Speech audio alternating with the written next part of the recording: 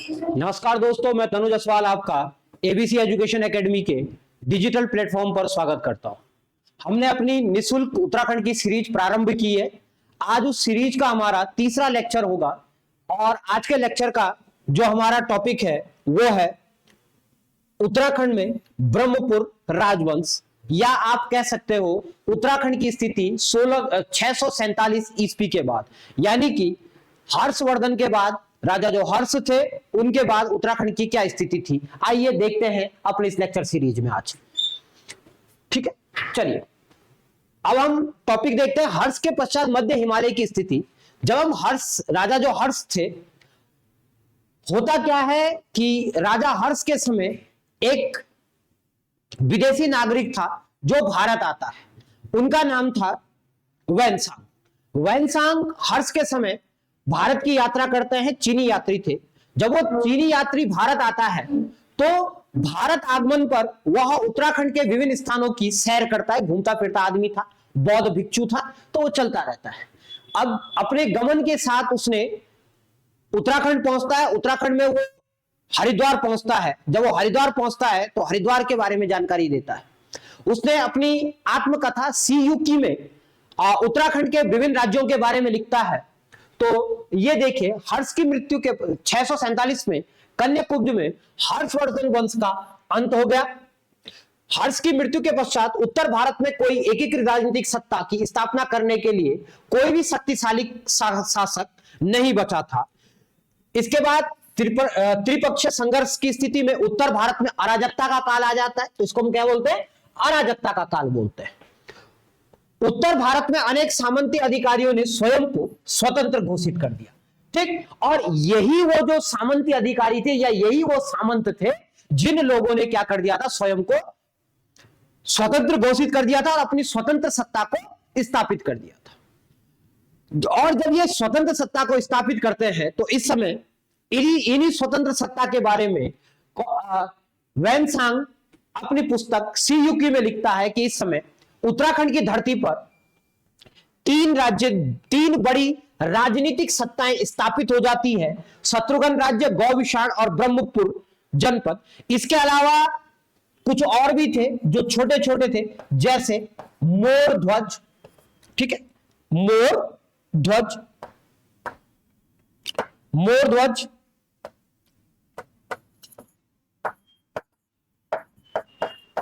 पांडुखोल, ठीक है, पांडुखाल, वीरभद्र, ऐसे कुछ छोटे छोटे राज्य भी हमको दिखाई पड़ते हैं। पर तीन बड़े राज्य हैं, शत्रुघ्न, गौविशाण और ब्रह्मपुर जनपद। ये तीन इस समय बड़े राज्यों के बारे में जानकारी मिलती है। अब आगे बढ़ते हैं। इसी को हम नक्शे के माध्यम से, यानी कि उत्तराखंड के भौगोलिक विभाजन के माध्यम से समझते हैं कि आखिर इस वंश को पर्वताकार या पौरव राजवंश क्यों कहते हैं। सबसे पहले हम शत्रुघ्न राज्य की स्थिति को देखेंगे तो जो शत्रुघ्न राज्य है उसमें लिखा गया है कि इसके मध्य में यमुना नदी बहती है। तो ये यमुना नदी हमारी कुछ इस तरफ बहती है। ठीक, इसकी एक तरफ गंगा है और एक तरफ इसके सतलुज है, तो यानी कि हिमाचल प्रदेश। ठीक, तो ये हमारे क्या थी, जो शत्रुघ्न राज्य है, ये कुछ उसकी क्या दिखाई पड़ती है, हमको स्थिति दिखाई पड़ती है शत्रुघ्न राज्य की। अब जो हमारा कौन सा है अपना एक राज्य था गौविशाण। तो जो गौविशाण राज्य था वो इस तरफ को दिखाई पड़ता, यानी कि यहां पर ये तो पौड़ी की तरफ देखते हैं तो यहां पर रामगंगा नदी बहती है। तो यानी कि वर्तमान का उधम सिंह नगर जिला का काशीपुर और उसके अलावा पीलीभीत वाला जो उत्तर प्रदेश का क्षेत्र है, पीलीभीत बरेली वाला, वो इसके अंतर्गत आता था। अब हम उस राज्य के बारे में देखेंगे जो राज्य हमारा सबसे बड़ा राज्य था, यानी कि ब्रह्मपुर राज्य। तो ये जो ब्रह्मपुर राज्य है इसके लिए लिखा गया है कि यह गंगा और कर्नाली नदी के मध्य है। एक इसके उत्तर में क्या है, स्त्री राज्य है, या उसको कहते हैं सुवर्ण गोत्र प्रदेश। सुवर्ण गोत्र प्रदेश। और इसके दक्षिण में क्या है, ये हमको गौविशाण दिख रहा है, यहां विषण। अब इसके क्या है, इस तरफ उत्तर में क्या है, इसके पर्वत है, इस तरफ भी पर्वत है, इस तरफ भी पर्वत है, इधर भी जंगल दिखाई पड़ते हैं। तब जाके इसको क्या बोला गया, पर्वताकार राजवंश या पौरव राजवंश बोला गया। चलिए आगे बढ़ते हैं इसी क्रम में। ब्रह्मपुर जनपद या पर्वताकार जनपद या पौरव राजवंश। जब हम इस पौरव राजवंश की बात करते हैं तो यह इन तीनों में क्या है, सबसे शक्तिशाली राजवंश है। ठीक, तो सबसे शक्तिशाली राजवंश है। अब ये जो सबसे शक्तिशाली राजवंश है, इसकी जो राजधानी है ब्रह्मपुर, यानी कि पौरवों की जो राजधानी है वो कहां है, ब्रह्मपुर है। ठीक, तो पौरवों की राजधानी कहां पर है, ब्रह्मपुर है। और इस ब्रह्मपुर की जो हमने स्थिति अपनाई है वो कहां है, वर्तमान का जो विंसर है अल्मोड़ा में, वहां पर इसके बारे में जानकारी मिलती है। अब देखते हैं कि जो ये ब्रह्मपुर के जो राजा थे यह सोमवंशीय राजपूत थे, और इसकी जानकारी हमको वृद्ध संहिता में मिलती है। कहां मिलती है, वृद्ध संहिता में।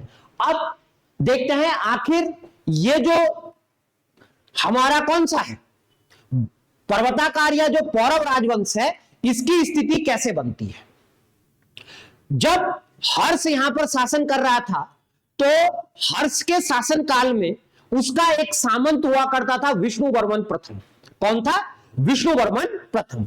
अब ये जो विष्णुवर्मन प्रथम थे, यह इस ब्रह्मपुर राज्य का सामंत हुआ करता था। और इसने जैसे ही हर्ष की मृत्यु हो जाती है तो उनके जो क्या थे, उनके जो बाद के जो उत्तराधिकारी थे वो क्या निकले, वो बिल्कुल भी नाकाबिल निकले, नाकारा निकले। ठीक, तो जब वो सत्ता को संभाल नहीं पाए तो जो सामंत थे अभी तक, उन्होंने अपने आप को क्या घोषित कर दिया, स्वतंत्र घोषित कर दिया। और विष्णुवर्मन ने भी स्वयं को क्या कर दिया, स्वतंत्र घोषित कर दिया। और इसकी जानकारी हमको कौन देता है, वेनसांग देता है। और दूसरा इनकी जानकारी का जो प्रमुख स्रोत है वो है तालेश्वर ताम्रपत्र। कौन सा है, तालेश्वर, तालेश्वर ताम्रपत्र। अब ये जो तालेश्वर नामक जो जगह है ये देघाट के पास पड़ती है, और ये देघाट कहां है, अल्मोड़ा में। तो अल्मोड़ा के तालेश्वर से हमको एक क्या मिला है, ताम्रपत्र मिला है। इसकी खोज 1915 में की गई है। क्या की गई है, 1915 में तालेश्वर ताम्रपत्र की खोज की गई है। बहुत ज्यादा इंपॉर्टेंट है, प्रश्न भी पूछा जा सकता है कि तालेश्वर ताम्रपत्र की खोज किस वर्ष की गई थी, तो किस वर्ष की गई थी, इसकी खोज 1915 ईस्वी में। ठीक, तो यहां से प्रमुख था जो प्रश्न आए। चलिए आगे बढ़ते हैं। जो हमारा क्या है, तालेश्वर ताम्रपत्र है, यह द्युतिवर्मन के द्वारा लिखवाया गया। इस ताम्रपत्र में हमको इस वंश के बारे में बहुत सारी जानकारी मिलती है। जैसे इस वंश का जो संस्थापक है वो कौन है, विष्णुवर्मन प्रथम। उसके बाद यहां पर शासक कौन बनता है, वृषवर्मन। लेकिन ये दोनों क्या नहीं थे, स्वतंत्र शासक नहीं थे। ये दोनों अभी भी कन्नौज के राजा यानी कि हर्ष को क्या देते थे, हर्ष के उत्तराधिकारियों को क्या दिया करते थे, पैसा दिया करते थे, टैक्स दिया करते थे। ये इसलिए ये दोनों क्या नहीं थे, स्वतंत्र शासक नहीं थे। लेकिन जैसे ही यहां पर अग्निवर्मन नाम का शासक आता है, कौन आता है, अग्निवर्मन, उसने सबसे पहले उपाधि धारण की महाराजा धीराज। उसके बाद दूसरी उपाधि की उसने परम भट्टा रखी। तो ऐसी उपाधि वही धारण कर सकता है जो स्वतंत्र शासक रहता है या जिसकी अपनी स्वतंत्र सत्ता हो। तो अग्निवर्मन ने ये दोनों उपाधियां धारण की और स्वयं को स्वतंत्र घोषित कर दिया कि भाई मैं किसी को क्या नहीं दूंगा, टैक्स नहीं दूंगा। तो जब ये किसी को टैक्स नहीं देगा तो इसने अपने आप को क्या कर दिया, स्वतंत्र घोषित कर दिया कि आज के बाद मैं किसी को टैक्स नहीं दूंगा, मैं बड़ा राजा हूं भाई, महाराजा धीराज हूं, मैं परम भट्टारक भी हूं। ले दो दो कर दी भाई, उपाधि धारण कर दी। चलो अब आगे बढ़ते हैं। अब इस वंश का शासक आता है द्युतिवर्मन। द्युतिवर्मन की लोकप्रियता अपने प्रशासन के लिए थी। द्युतिवर्मन किसके लिए जाना जाता है, प्रशासन के लिए। ठीक है, द्युतिवर्मन किसके लिए जाना जाता है, अपने प्रशासन के लिए जाना जाता है। और ये जो द्युतिवर्मन नामक जो शासक था, ये अपने प्रशासन के लिए क्या है, जाना गया। उसके पीछे कारण क्या था कि अपने प्रशासन के लिए क्यों जाना गया? क्योंकि यह उत्तराखंड का पहला शासक था जिसने यहां पर सुव्यवस्थित प्रशासनिक व्यवस्था को स्थापित किया। इससे पहले कोई भी राजा हमको यहां पर क्या नहीं दिखता है? प्रशासन में नहीं दिखता है। ठीक, तो पहला सुव्यवस्थित प्रशासनिक व्यवस्था दिखती है द्वितीय वर्मन के द्वारा। ठीक, द्वितीय वर्मन के बाद विष्णुवर्मन सेकंड क्या बन जाता है? शासक बन जाता है। अब जब विष्णुवर्मन द्वितीय शासक बन जाता है, उसके बाद हमको किसी भी पौरव राजवंश के राजा का नाम पता नहीं चलता। तो यानी कि आपके पास पौरवों के कितने राजा?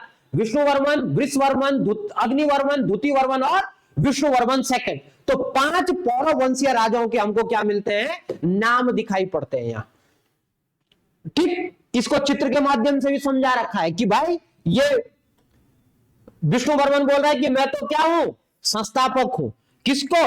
वृषवर्मन को, कि भाई वृषवर्मन तू क्या कर, इस राज्य को आगे बढ़ा, स्वतंत्र कर। लेकिन इसका बस का भी नहीं रहता है, इन दोनों का बस का नहीं। तो एक दोनों क्या नहीं थे? स्वतंत्र नहीं थे। इधर अग्निवर्मन को देखो, बिल्कुल महाराजा धीराज परम भट्टारक की स्टाइल में बैठ रखा कि भाई हाँ तेरा भाई भयंकर आदमी है। कौन? अग्निवर्मन। तो अग्निवर्मन क्या है? इसने अपने आप को राजा पर महाराजा धीराज घोषित किया, तब जाके इसकी ऐसी फोटो आई। फिर द्वितीयवर्मन क्या करता है? अपने लोगों के साथ बैठ के प्रशासन की व्यवस्था कर रहा है। तो ये सुव्यवस्थित प्रशासनिक ढांचे का विकास करता है। तो इतनी सी बात है, बढ़िया सा। चलिए आगे बढ़ते हैं। अब देखिए जो द्वितीयवर्मन ने क्या किया था, प्रशासन की बात करता है कौन? द्वितीयवर्मन जी। तो द्वितीयवर्मन जब प्रशासन की बात करता है तो उसके प्रशासन की इतनी चीजें हमको दिखती है। यहां पर सबसे पहले देखते हैं राजा क्या था। तो राजा क्या था? राजा सर्वोच्च अधिकारी था जो जिसके पास तीनों ही शक्तियां थी। यानी कि अगर हम वर्तमान की देखें तो कार्यपालिका, न्यायपालिका और विधायिका, तीनों का मालिक कौन? राजा। राजा ही युद्ध में सेना का क्या करेगा? नेतृत्व करेगा। तो यानी कि प्रधान सेना नायक कौन? राजा। राजा ही क्या करेगा? अंतिम दंड का निर्धारण करेगा। तो यानी कि मुख्य न्यायाधीश कौन? राजा। राजा ही डिसाइड करेगा कौन सा काम कहां होगा। तो यानी कि कार्यपालिका कौन है? राजा। तो यानी कि राजा ही सर्वोच्च सत्ता थी। कानून बनाना, उसे लागू करना, अंतिम न्याय करता। ठीक, तो यहां पर सारी की सारी क्या थी? राजा का। अब आते हैं कुमारमात्य। वे कुमारमात्य क्या होगा? तो कुमारमात्य कौन? युवराज। युवराज हम किसको कहते हैं? वह व्यक्ति जो राजा का उत्तराधिकारी होता था। राजा के उत्तराधिकारी को क्या कहते थे? युवराज कहते थे। और जब राजा युद्ध में क्या नहीं लेगा? भाग नहीं लेगा, तो उसके स्थान पे कौन लेता था? युवराज लेगा।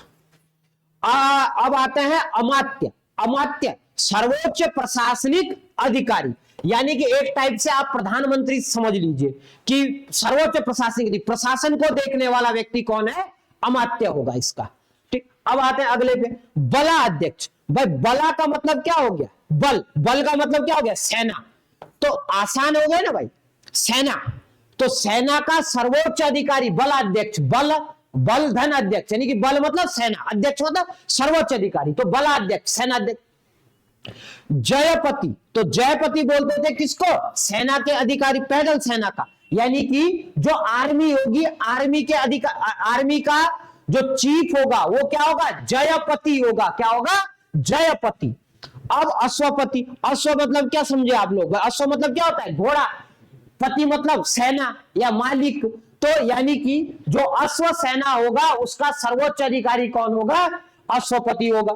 गज, गज का मतलब सभी को पता है। गज मतलब क्या होता है? गज, गज का मतलब होता है हाथी। क्या होगा? हाथी। तो हाथी वाली सेना के अधिकारी को क्या कहेंगे? गजपति। अब आ जाओ अगला, कोटाधिकरण। कोट, यहां पर राजमहल को क्या कहते थे? राजमहल। राजमहल को कहते थे, तो राजमहल को कोट कहते थे। कोटाधिकरण, यानी कि उस राजमहल का जो प्रबंधन करेगा वो क्या कहलाएगा? कोटाधिकरण कहलाएगा। प्रतिहार, यानी कि जब कोई किसी पर क्या करता? हमला करेगा तो उसकी रक्षा करने के लिए। तो हमला किस पे होगा? राज परिवार पे। तो राज परिवार की सुरक्षा करने वाला यानी कि अंगरक्षक, मुख्य अंगरक्षक। अगला है राजद्वारी। द्वार मतलब राज मतलब राजा का, द्वार मतलब दरवाजा। तो दरवाजे पे कौन रहता है? गार्ड रहता है ना, सुरक्षा गार्ड। तो वो क्या करता है? आने जाने वालों की क्या करता है? निगरानी करता है। तो देखो वही काम यही करेगा, आने जाने वालों की निगरानी करने वाला। ठीक, जैसे आप किसी सोसाइटी में गए तो सबसे पहले आपको एक गार्ड रोकता है, पहले एंट्री करवाओ तब अंदर जाओगे, वैसा ये करता था। सुपकारपति, सूप मतलब सूप समझ लो है, सूप पीने वाला। तो सुपकारपति यानी कि उस सूप को बनाने वाला, राजकीय भोजनालय का प्रबंधन करता। यानी कि कुल मिला के बात क्या है कि यह भोजनालय प्रमुख,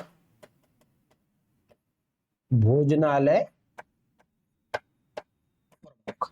अब आता है दंडपासिक। भाई दंडपासिक मतलब जिसके पास डंडा रहेगा। तो डंडा किसके पास देखते हो अब आज के जमाने पे? पुलिस के पास था। तो पुलिस का सर्वोच्च अधिकारी दंडपासिक। तो देखिए कितने आसान है। पर आपको क्या है, थोड़ा सा दिमाग लगाना है तो क्वेश्चन कोई गलत नहीं जाएगा, तो कभी गलत जाएगा ही नहीं, ये गारंटी है। गारंटी इसलिए क्योंकि थोड़ा सा लॉजिक लगाना है। ठीक, चलिए आगे बढ़ते हैं। अब आते हैं राजस्व। भाई कोई भी राज्य कब चलता है? जब उसके पास पैसा होगा। अगर किसी के पास पैसा ही नहीं होगा तो राज्य कभी चल ही नहीं सकता। तो जब राज्य को चलाने के लिए राजस्व चाहिए, तो इस समय हम देखते हैं कि राज्य को चलाने के लिए जो मुख्य था वो क्या था? भू राजस्व। भू राजस्व का मतलब क्या है? भूमि से मिलने वाला पैसा या भूमि से मिलने वाला जो टैक्स होगा वो क्या कहलाएगा? भू राजस्व कहलाएगा। और इनका जो सबसे बड़ा आय का स्रोत था वो भू राजस्व था। और भू राजस्व को ये क्या कहते थे? भाग कहते थे। भाग का मतलब था हिस्सा, यानी कि वह हिस्सा जो राजा को जाएगा, तो वही भू राजस्व है। तो भाग कहते थे। और इस भाग को एक आदमी इकट्ठा भी करेगा ना। अब हर आदमी ईमानदार तो रहता नहीं है, कोई क्या करेगा? राशन, अगर उसका कोई पैदावार होगी वो उसको छिपा देगा। तो उस सबको देखने के लिए एक व्यक्ति होता था, उसको कहते थे भागिक। तो भागिक नामक अधिकारी क्या करेगा? भाग नामक कर को इकट्ठा करेगा। अब यहां पर भू राजस्व की दर क्या है? 1/6, यानी कि कुल उपज का 1/6 किसके रूप में लिया जाएगा? टैक्स के रूप में लिया जाएगा। तो भाई टैक्स लेते थे। और इनका जो कुल देवता था वो कौन थे? अनंत वीरणेश्वर स्वामी। ठीक है, जिनको कहा जाता था ये नागों से लिपटे हुए रहते थे, अनंत वीरणेश्वर स्वामी। ठीक, अब राजा को षणभागिक कहा जाता था, यानी कि 1/6 लेगा तो इसीलिए इसको षणभागिक कहते हैं। दूसरा, भूमि का जो मालिक होगा वो कौन होगा? राजा होगा। भूमि का मालिक कौन? राजा। उसको बेचने का भी अधिकार है और दान करने का भी अधिकार है। तो भूमि को वही बेच और दान कर सकता है। भूमि कितने प्रकार की होगी? तो भूमि होगी यहां पर 2 प्रकार की। 2 प्रकार की भूमि यहां पर होगी। एक भूमि जो सिंचित भूमि होगी। ठीक, भूमि के प्रकार 2 प्रकार, एक है सिंचित भूमि और दूसरी है असिंचित भूमि। सिंचित भूमि को कहते हैं केदार भूमि और इसको कहते हैं सारी भूमि। अब केदार मतलब भगवान की भूमि, यानी कि जहां से उपज अच्छी हो। और सारी का मतलब पहाड़ में क्या होता है? कठोर भूमि। तो भाई कठोर कौन होगा? कठोर कौन होगा? जिसकी सिंचाई नहीं होगी। तो जिसकी सिंचाई नहीं होगी वो असिंचित कहला देगी। अब आते भैया यहां पर भूमि से जो पैदावार होगी उसकी जो भूमि पैमाइश होगी उसकी कैसे होगी? तो द्रोण, खारी वापम और कुल्य वापम, ये तीनों, इसमें से जो द्रोण है यानी कि दूण, वो यहीं से निकला हुआ है। द्रोण, दूण शब्द सुना होगा ना आपने, तो वो यही द्रोण से निकला हुआ है। चलिए आगे बढ़ते। तालेश्वर ताम्रपत्र, ये है वो तालेश्वर ताम्रपत्र जिसकी खोज 1915 में हुई थी। ठीक, और इस ताम्रपत्र में इनके 5 राजाओं के क्या मिलते हैं? हमको नाम मिलते हैं इस तालेश्वर ताम्रपत्र में। और ये जो तालेश्वर ताम्रपत्र है इसका जो अध्ययन किया था ये 1963 में किया गया था। पहली बार सदानंद शर्मा नाम के व्यक्ति थे। उन्होंने सबसे पहले 1963 में इसका क्या किया था, अध्ययन किया था। इसी ताम्रपत्र में हमको कई क्षेत्रों के नाम मिलते हैं, कई जगह के नाम मिलते हैं। जैसे यहां पर आपको कार्तिकेयपुर,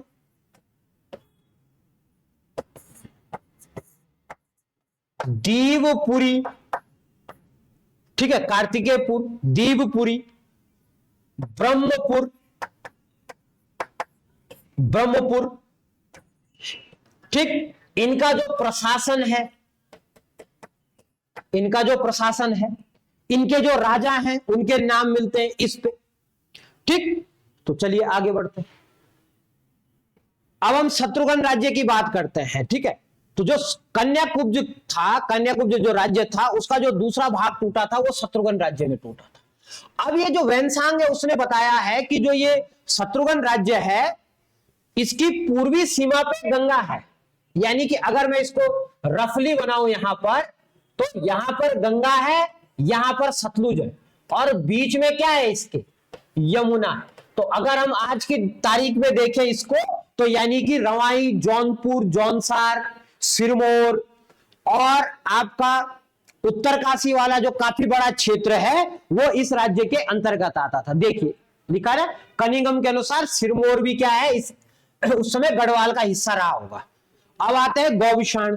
गौविषाण यह तीसरा बड़ा राज्य था, और गौविषाण किसका, काशीपुर का पुराना नाम है, ठीक है। किसका पुराना नाम है, काशीपुर का, काशीपुर का पुराना नाम है, ठीक। गौविषाण, कनिंघम का गौविषाण राज्य काशीपुर के साथ, इसमें रामपुर और पीलीभीत भी थी। राम गंगा से लेकर शारदा नदी तक था, जो मैंने बताया था ना आपको शुरू में। और कनिंघम के अनुसार काशीपुर के उज्जैन में बने, ठीक है। ये है उज्जैनी ग्राम जो लगभग काशीपुर से 1.5 किलोमीटर आगे, ठीक, उज्जैन ग्राम। यहीं पर ये खंडर दिख रहे हैं आपको, ये सारे के सारे किसके, गौविषाण के, ठीक। और यही खंडर किससे संबंधित बताए जाते हैं, इससे संबंधित बताए जाते हैं, ठीक। तो आज के लिए इस कक्षा को यही समाप्त करते हैं। धन्यवाद, ठीक। आप हमसे लगातार जुड़े रहिए ताकि आपको अधिक से अधिक वीडियो हम दे पाए। चैनल को लाइक कीजिए, सब्सक्राइब कीजिए और कमेंट कीजिए, ठीक। जितना आप सपोर्ट करेंगे उतना ही ज्यादा आपको बढ़िया कंटेंट उपलब्ध करवाया जाएगा, ठीक है। तब तक घर पे रहिए, स्वस्थ रहिए, मस्त रहिए और पढ़ते रहिए। धन्यवाद।